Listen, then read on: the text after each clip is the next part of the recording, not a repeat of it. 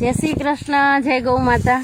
હવે જો મગ પાકી ગયા છે ને મગ વાઢીએ છીએ અને મગ અમે તમને હું કહું ને કે ભાઈ અમે મગને પાણે જીવામૃત, ગૌમૃતમ, બેક્ટેરિયા અને ઈડું માટેની દવા, આદુ, મરચાં, લસણ ને ડુંગળી અને એમાં ગૌમૂત્ર નાખી ચૂલે હારીથી પેસ્ટ બનાવી અને એ અમે છંટકાવ કર્યો છે।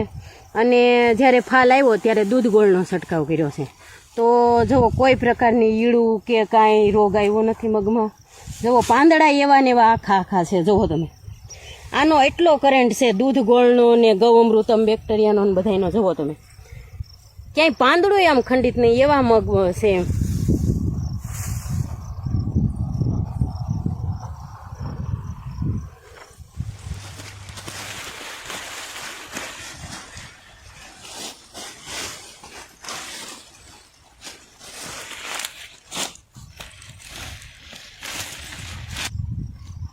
પાણી પીવું ભરતી આવીને બાપા તારા જેવી દીકરી ક્યાં થઈ? આમાંથી